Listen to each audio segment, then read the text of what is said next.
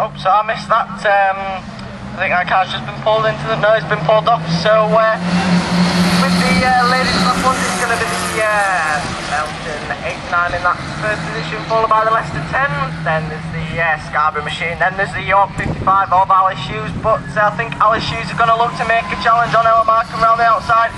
Can she make it stick? Bit of love tap in there. Ella's pushing her out wide.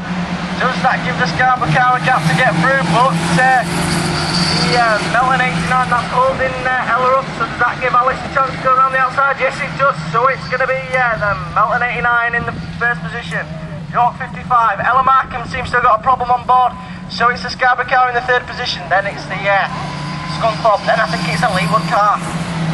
So coming around is the 89 by the 55, by the 93, by the 170, then the 36. But at the front, Alice Hughes is challenging for that first position. Melton 89, I think that's Nicola Bettenley. I'm not too sure. But it's Alice Robert Shaw Hughes. She's going to try and make it work around the outside. Scarborough car dives underneath, trying to avoid everyone.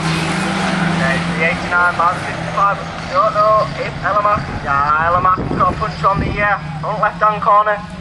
So it's not been her weekend. She's had a non-finish and a non-finish. But we'll go back to the front. It's the 89. She's going to take the checkered flag. I don't think Alice Hughes can take her this time out. So it's the 89 and the 55, then the 93. That's your top three. Then the 170 in the fourth position. That's the Ella.